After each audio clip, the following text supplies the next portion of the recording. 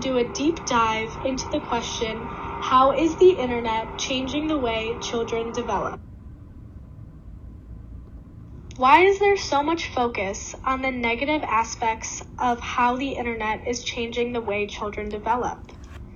Well, we have always feared new technology and new things, and this has been around long before the internet was even developed.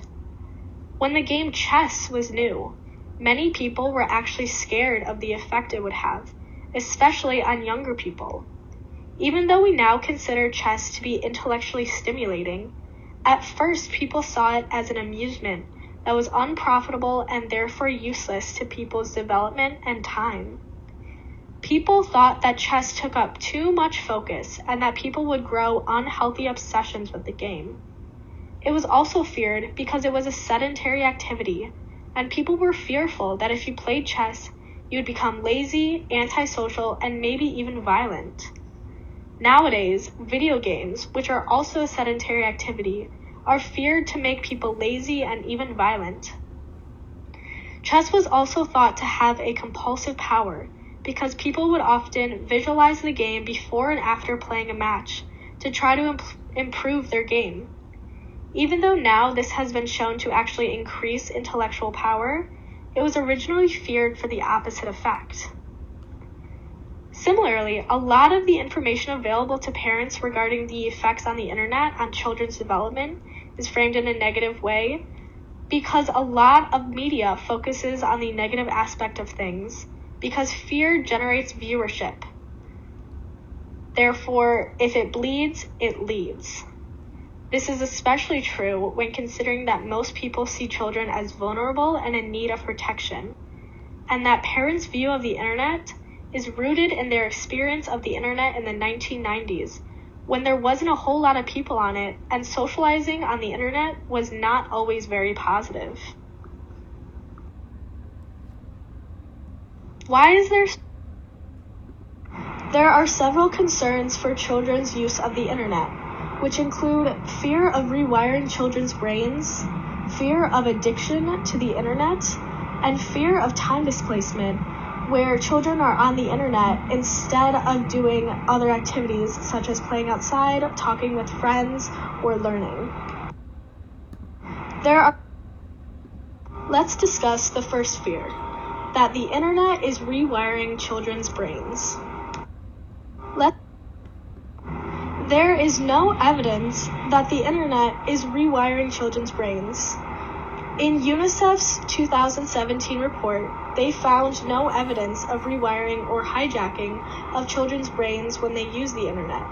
Similarly, Mill's 2014 article found that major brain changes are very unlikely in children's use of the internet.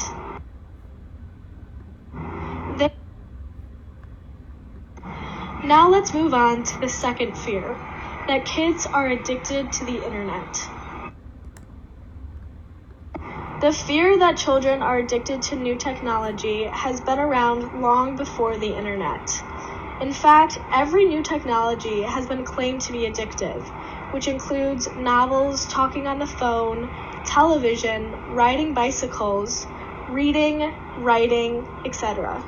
And while there might be specific addictions that are enabled by the internet, such as internet-based gambling, internet-based shopping, etc., it is very unlikely that the internet itself is addictive. In fact, Romer D. et al. 2013 found that heavy use of the internet and video gaming may be more of a symptom of mental health problems than a cause. Thus, the internet itself isn't really addictive. Let's move on to the third fear, fear of time displacement, or fear that time spent on the internet comes at the cost of spending time on other activities such as schoolwork, social interaction, or extracurricular activities. Romer D. et al. 2013 found a positive relationship between moderate internet use and participation in real-world activities such as sports and clubs. However, they also found that television detracts from academic performance. But this may be a symptom of other outside forces such as procrastination, and not necessarily a cause of internet use itself. Similarly, Gabriel M.K. et al. 2013 found that engaging in screen-based sedentary behavior, such as computer use, is not associated with less engagement in leisure time physical activities. Thus, internet use itself is not displacing time that would be spent on other activities. Now that we have discussed how the internet is not rewiring children's brains, children are not addicted to the internet itself, and that the internet is not displacing time that would be spent on other activities, let's shift focus to what the effects of the internet are on children's development. Children's use of the internet often involves video games. Thus, the effect of video games on children's development should be discussed. Past research has focused predominantly on the link between violent video games and increased aggression. However, more current research has added some contention to this finding. For example, Addo et al. 2021 found that adverse environments can act as a moderator in the association between violent video games and aggressive behavior. Thus, perhaps it is not violent video games itself that is creating increased aggression among children. Similarly, Ferguson et al. 2013 found that exposure to violent video games didn't really have any effects on the short-term or long-term predictive influences of either positive or negative outcomes.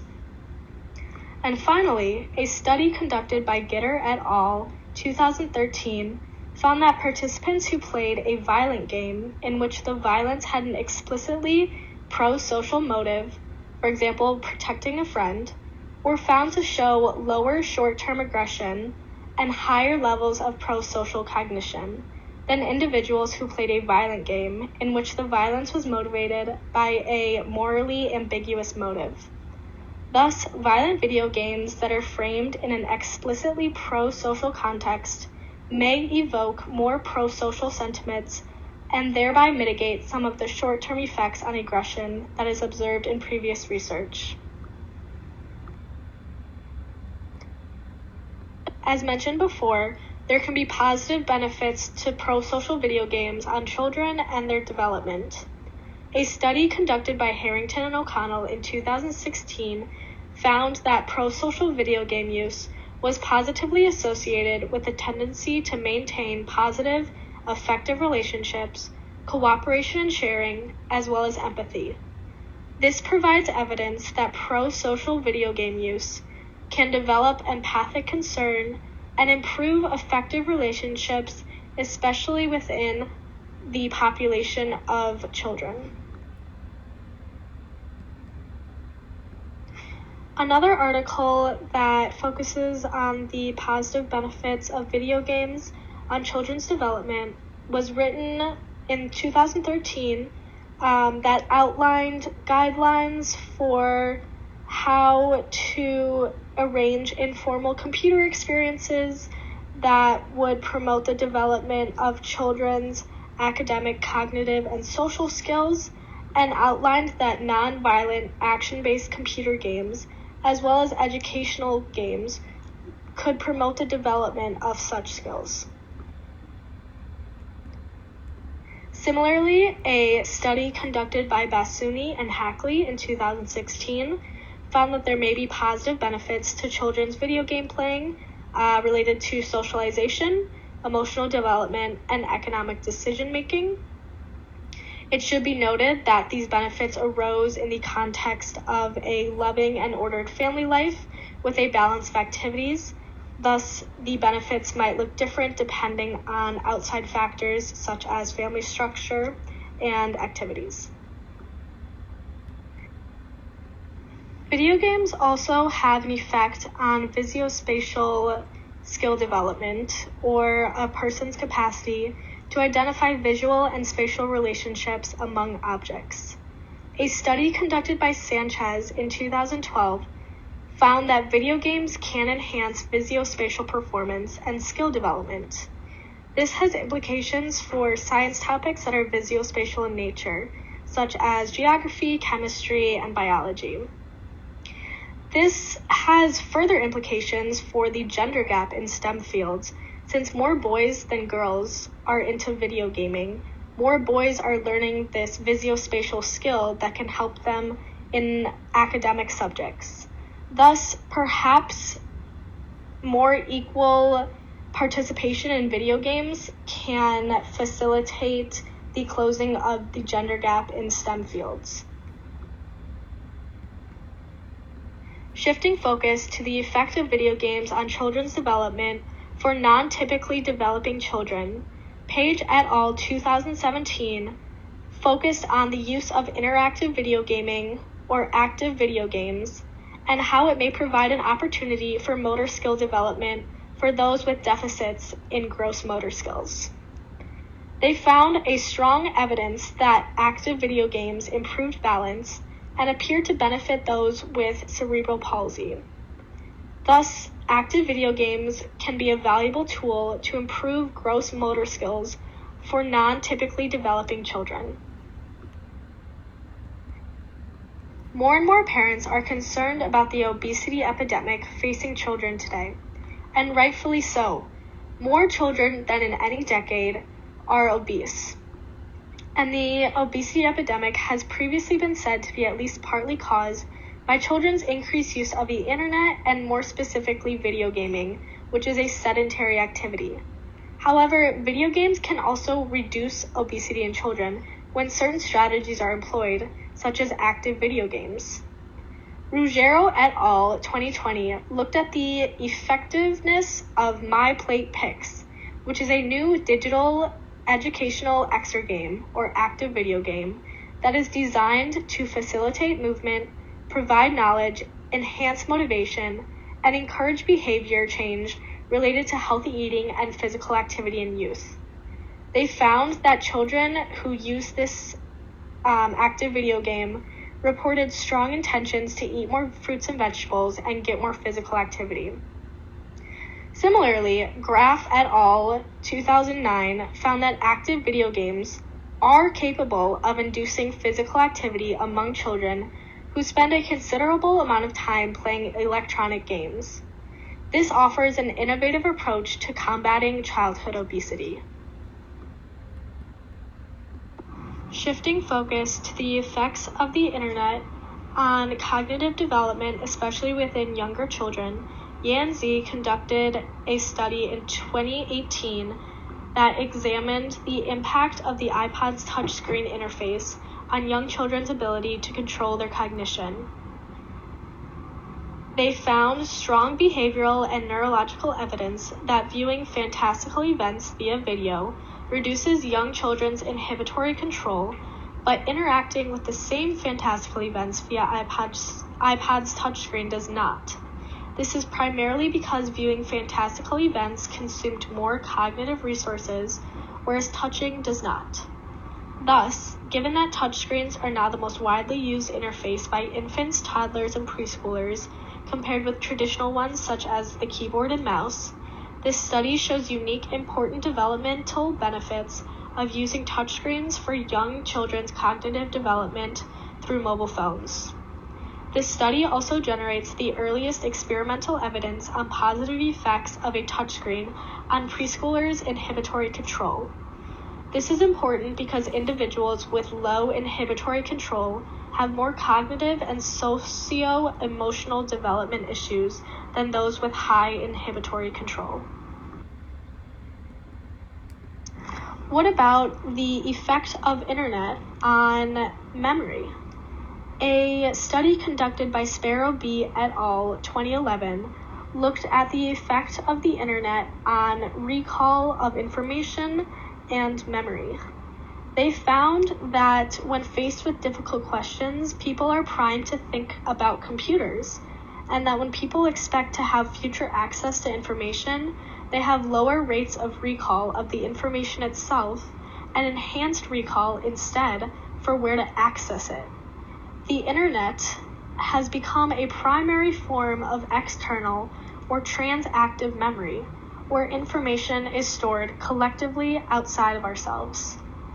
These results also suggest that processes of human memory are adapting to the new computing and communication technology available. We are becoming symbiotic with our computer tools and growing into interconnected systems that remember less by knowing information and more by knowing where the information can be found. This gives us access to a vast range of information, but the disadvantage is that we are consistently wired and need our computer tools in order to access this information. So how does this transactive memory translate into adolescent academic achievement? Well, Jackson et al. Looked at how children who use the internet differed from children who did not. They found that children who used the internet more had higher scores on standardized tests of reading achievement and higher grade point averages than those who did not use the internet as much. Thus, those who had access to the internet had access to the collective transactive memory of the internet that is bigger than their individual knowledge of something. How can the internet affect skill development within young children? Well, a study by Lang et al. 2004 found that internet-based reading programs can provide children with the skills they need in order to succeed in classroom reading instructions. Similarly, as mentioned before, video games can also help children develop visual spatial skills that can aid them in topics such as chemistry, biology, and geography. How has the internet, especially social media, affected the cognitive development of adolescents and young adults? Yanzi in 2018 examined how participants' engagement in social media sites affected their liking and brain activity. They found that popular photos that have received many likes attracted participants to like these photos more often, which stimulated greater activity in the brain regions for reward processing. They also found that risky pictures that depicted alcohol drinking, rude gestures, and other risky behaviors drove participants to like these photos more often, which decreased activity in neural regions for cognitive control. This has implications for adolescents' engagement in risky behaviors, especially with the proportion of photos available online. Future research should be conducted in order to see how this affects people's behaviors in real life conditions. How has the internet changed the way children socially develop? Mills 2014 found that the internet does not impair social development in adolescents. Furthermore, UNICEF's 2017 report found that digital technology seems to actually be beneficial for children's social relationships.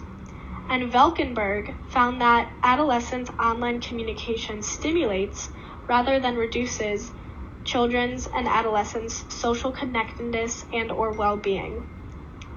In terms of how adolescents develop with the internet, they are able to better develop their sense of identity, sense of self-worth, sexuality, have better access to health behaviors, and ability to develop leadership skills. So why does internet use and online communication provide positive social effects? Well, one theory is proposed by Valkenburg, which is the internet-enhanced self-disclosure hypothesis, where the positive effects of the internet on social connectedness and well-being can be explained by enhanced online self-disclosure or online communication about personal topics that are typically not easily disclosed, such as one's feelings, worries, and vulnerabilities. This hypothesis rests on three assumptions, the first of which being that online communication stimulates online self-disclosure. Since people have less social status cues about others on computer-mediated communication, people become less concerned about how others perceive them and have fewer inhibitions to disclose intimate information. This is especially relevant to adolescents whose development stage is often characterized by shyness and self-consciousness. The second assumption is that this online self-disclosure enhances relationship quality.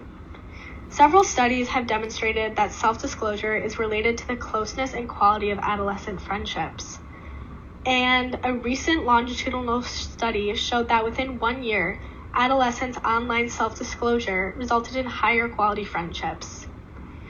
This online self-disclosure mediates the relationship between online communication and the quality of friendship, which accounts for the positive effect of such. The third assumption is that these high-quality relationships promote well-being within adolescents. This is based on the repeated finding that the quality of adolescents' friendship is a powerful predictor of their well-being. This is because high-quality friendships can form a powerful buffer against stressors that many adolescents face, and adolescents with high-quality friendships are often much happier than adolescents without such friendships. Thus, online communication stimulates the quality of adolescents' friendship, and via this route, it improves adolescents' well-being. Who do these benefit the most, though? Well, positive internet effects hold only when adolescents predominantly talk with their existing friends or use instant messaging such as texting. However, communication technologies that are predominantly used to communicate with strangers, such as chat rooms or internet surfing, have no effects or even negative effects on social connectedness or well-being. It also seems that adolescent boys seem to benefit more from online communication with existing friends than girls do. This might be because they find self-disclosure to be easier over online communication, since they don't have to put up a front about not being emotional, since there is a stereotype that men and boys should not convey emotion or be emotional at all. This also seems to help both socially anxious kids and socially competent kids, although there are two differing theories as to why this may be. The social compensation hypothesis assumes that it is mainly socially anxious adolescents who turn to online conversations because of the reduced audiovisual cues of the internet, which may help adolescents overcome the inhibitions they typically experience in real-life interactions. And then relating to socially competent kids, the rich get richer hypothesis states that it is primarily socially competent adolescents who use the internet for online communication. Because they already have strong social skills, they may consider the internet as just another venue in which to get in touch with peers. So how does the internet affect adolescents' health? As mentioned before, video games can act to increase physical activity when using active video games, but Gabriel Miriam, MK et al., 2013, found that changes in screen-based sedentary behaviors were associated with multiple unfavorable changes in dietary habits. Although the associations were weak, more research is needed into this. They also found that sedentary behavior was not associated with less engagement in leisure time physical activities. Thus, the two are separate categories. Regarding well-being, numerous researchers have found positive effects of the internet on youth and adolescents' well-being, such as Valkenburg, Kraut et al., and Romer-D et al. So what are some of the negative effects of the internet on children's development?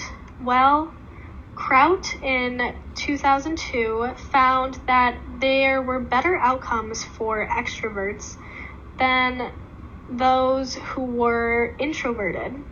especially extroverts with more social support and introverts with less support. So similarly to Valkenburg's hypothesis, the rich get richer hypothesis that socially competent adolescents are using the internet as just another venue to get in touch with peers does hold still. Gabriel Merriam, MK et al., 2013, as discussed before, found that changes in screen-based sedentary behavior were associated with unfavorable changes in dietary habits. Even though the associations were weak, more research is needed to look into this. Yan, 2018, found that social media and the brain may predict problematic behavior and risky behavior, and may trigger reward centers and control centers in the brain. Violent video games may also increase aggression, but this may just be a trigger of underlying propensities for violence, and as discussed before, can be mediated by a variety of variables such as home environment and the type of game played. Overall, there's not a lot of empirical research since many of the effects and internet usage is very new. Especially going forward as the internet develops, there will need to be more research into how the internet affects the development of children. Not all effects of the internet on children's development are negative, and not all are positive. There is a mix of both, as is true with anything. And the majority of fears relating to children's internet use on their development regarding rewiring the brain, being addicted to the internet, and displacing time that could be spent on other activities is not supported by evidence gathered by researchers. The internet is mainly just a new form of communication, entertainment, and learning. So how is the internet changing the way children develop? Well, it's not changing it that much, but it is influencing how children relate to each other, communicate, and develop their skill set. In regards to video games, while violent video games can increase aggression, there are outside forces that should be considered when making this claim. Pro-social video games can maintain relationships, help develop cooperation, sharing, and empathy within children, as well as foster their academic, cognitive, emotional, and social skills. Video games can also be beneficial for those with deficits in their gross motor skills and those who want to better develop their visuospatial skills. Video games and other technology can also help aid the obesity epidemic seen within children. How the internet is affecting children's cognitive development. There is some evidence that touchscreens can better facilitate inhibitory control within young children. Similarly, for memory, there is evidence that children are more dependent on transactive memory and remembering how to find something as opposed to memorization of facts. And this is seen in better standardized test scores and higher grade point averages in students who have access to the internet. Children are also able to develop their reading skills through internet-based programs, and they are also able to have social connectedness and better well-being when they utilize the internet in order to connect with their peers. Another finding was that children did not have any less engagement with leisure time physical activities when using the internet. Thus, the internet is not an inherently negative force on children's development. However, there are some drawbacks that should be mentioned that I have already discussed, such as there is better outcomes for internet use for extroverts. There are some unfavorable changes in dietary habits, and there are some negative aspects of social media that can influence adolescents' well-being and brain behaviors. Overall, the internet is, in fact, changing the way children develop, but not inherently different from how past children were developed. The internet is just providing a new medium on which to facilitate skill development and guide children into the exploration of more knowledge than previous children had access to. So where do we go from here? Well, some future avenues for research should look into how the development of kids was affected during the pandemic, when a lot of instructional material was moved online and school was not conducted in person but was conducted via the internet. Future research should also differentiate addiction versus internet addiction to see if they are separate categories or interrelated. And finally, as the internet develops, so will children's use of it and their development. Thus, going forward, more research should be conducted as the internet develops. There should also be a branching of research to the dispersion of knowledge in order to have people be more informed of the positive effects of the internet on development, since a lot of research and information available to people, especially parents, focuses on the negative aspects. Looking forward to the future of internet, as more and more children are using it and using social media, there should be more research conducted on what potential downsides look like and how to mitigate these downsides. Thank you for listening to my term project deep dive into how the internet is changing the way children develop. If you are curious, here are all the references to the articles and studies that I mentioned, if you want to take a closer look at any of them.